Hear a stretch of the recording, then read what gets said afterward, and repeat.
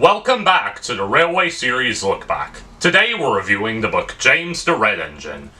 Oh boy, a whole book about James. Buckle up, this is about to be dreadful. The first story, James in the Top Hat, introduces us to James the Red Engine, who is a mixed traffic engine, and unlike Thomas and Gordon, is medium-sized. James is trying to do better following an accident he had with some trucks. You know, given how many accidents there have been with the troublesome trucks, it makes you wonder who keeps designing the trucks with faces. Like, if they stopped doing that, both the railway and the economy would skyrocket in success. With the help of Edward, the two engines managed to pull some coaches together.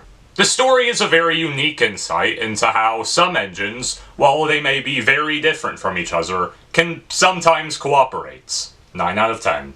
James in the Bootlace dives deeper into the character of James and his ego, only really caring about himself. Despite the coach's demands to go slower, James simply doesn't care and would rather go as fast as possible. That's just the character James is, and if I'm being totally honest, I find James to be rather overrated. His whole character is just how full of himself he is and how much he loves himself, and it can get obnoxious at times. Sorry, but I said what I said. Now, I don't feel like James really progresses as a character in the story. It's just his usual ignorance here. And I would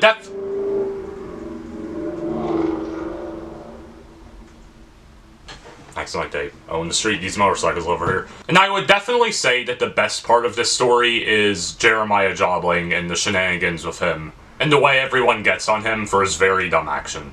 And overall, the story is very I give it a 5 out of 10. Now, in the next story, Troublesome Trucks, James actually gets a lot of character developments. He manages to prevent the troublesome trucks from causing another major accident.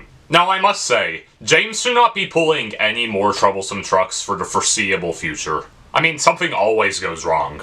I'm not sure why the Fat Controller was even cool with letting James pull troublesome trucks again, instead of keeping James in isolation.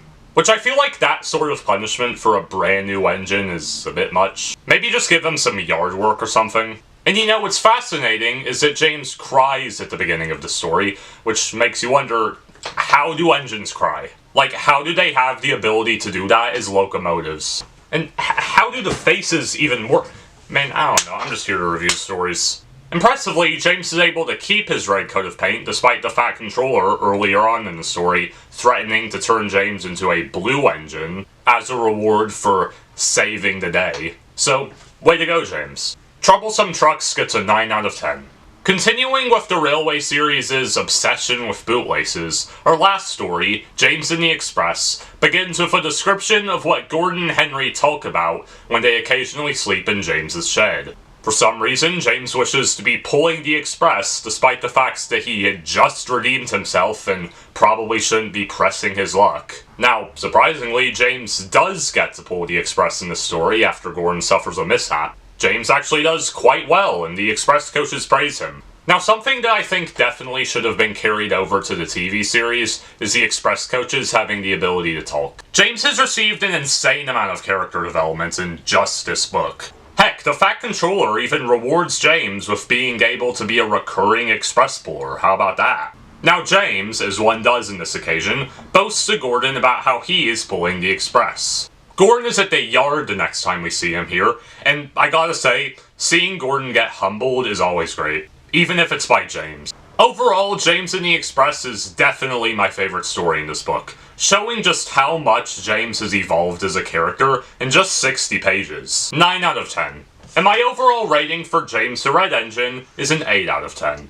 I hope you enjoyed this episode of the Railway series Lookback with the upgraded format for the series. Let me know what your favorite story from James the Red Engine is in the comment section down below, and I'll see you next time.